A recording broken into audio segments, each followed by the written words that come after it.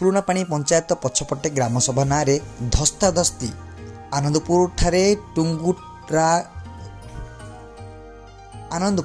ରୁଙ୍ଗୁଟା କମ୍ପାନୀର କାରଖାନା ହେବା ନେଇ ରାଇରଙ୍ଗପୁର ବ୍ଲକ ପୁରୁଣାପାଣି ପଞ୍ଚାୟତର ପଛପଟେ ଥିବା ପଡ଼ିଆରେ ସରକାରଙ୍କ ତରଫରୁ ଗ୍ରାମସଭା ଡକାଯାଇଥିଲା। ଏଥିରେ ଆନନ୍ଦପୁର କଣ୍ଟାବାଣୀ ଦୁବୁଲାବେଣ୍ଡ ବେଡ଼ା ଦାଣ୍ଡ ବୋସ୍ ପୁରୁଣାପାଣି ତଥା ବିଭିନ୍ନ ଗାଁରେ ଆଦିବାସୀମାନେ ଯୋଗ ଦେଇଥିଲେ। ଏହି ସଭାରେ ରାଇରଙ୍ଗପୁର ସହରସ୍ଥ ସ୍ଥାନୀୟ ବିଡ଼ିଓ ତହସିଲଦାର ସରପଞ୍ଚ ଉପଖଣ୍ଡ ଥାନା ଅଧିକାରୀ ରାଇରଙ୍ଗପୁର ଟାଉନ ଥାନାର ଅଧିକାରୀ ପ୍ରମୁଖ ଉପସ୍ଥିତ ଥିଲେ। ଏହି ସଭା ଆରମ୍ଭ ହେବା କ୍ଷଣି ଏଠାରେ ଉପସ୍ଥିତ କେତେକ ରୁଙ୍ଗୁଟା କମ୍ପାନୀ ବିରୋଧୀ ଅସାମାଜିକ ଲୋକ ବିଶୃଙ୍ଖଳା ସୃଷ୍ଟି କରିଥିଲେ।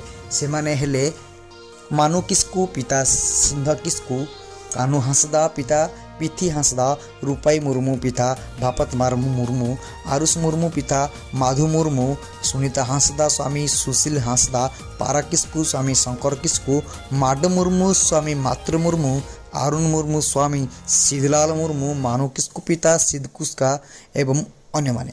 ଏମାନେ ସଭାରେ ଉଦ୍ଦେଶ୍ୟମୂଳକ ଭାବେ ଆସି ହଠାତ୍ ପାଟିତୁଣ୍ଡ କରିବା ସହିତ ଉପସ୍ଥିତ ଥିବା ପଞ୍ଚାୟତ ଲୋକମାନଙ୍କୁ ଟେକା ପଥର ଫିଙ୍ଗି ଦେଇଥିଲେ। ଏହି ସମୟରେ ଆନନ୍ଦପୁର ଗାଁରେ ସାଲେଗି ହେମ୍ବ୍ରମ, ରାଓଦେ ହେମ୍ବ୍ରମ, ରିୟାସା ବାସ୍କେ, କିଶନ ହେମ୍ବ୍ରମ ଏବଂ କଣ୍ଟାବଣୀ ଗାଁର ରମେଶ୍ୱର ମହାନ୍ତଙ୍କ ଉପରେ ଅନ୍ୟାୟ ଅତ୍ୟାଚାର କରାଯାଇଥିଲା। ଏହା ଫଳରେ ଲୋକେ ଉତ୍ତ୍ୟକ୍ତ ହୋଇଥିଲେ। ପୋଲିସ ପ୍ରଶାସନ ଘଟଣାସ୍ଥଳରେ ଲୋକମାନଙ୍କୁ ଅକ୍ତିଆର କରିଥିଲା। ପରେ ସରକାରଙ୍କ ତରଫରୁ ଗ୍ରାମସଭାକୁ ସ୍ଥଗିତ କରାଯାଇଥିଲା। ସୂଚନା ମିଳିଛି ଫଳସ୍ୱରୂପ କିଛି ଲୋକ ଉପଖଣ୍ଡ ଡାକ୍ତରଖାନାରେ ଚିକିତ୍ସିତ ହେଉଥିବା ବେଳେ ଅନ୍ୟମାନେ ରାଇରଙ୍ଗପୁର ଟାଉନ ଥାନାରେ ଲିଖିତ ଅଭିଯୋଗ କରିଥିଲେ। ସେମାନେ ପୁଣି ଜୋର ଦେଇ କହିଥିଲେ ଆନନ୍ଦପୁରରେ ରୁଙ୍ଗୁଟା କମ୍ପାନୀ ଦ୍ୱାରା କାରଖାନା ହେଉ, ଯାହାଫଳରେ ଆମ ଗାଁର ପୁଅ ଝିଅ ରୋଜଗାର ପାଇପାରିବେ।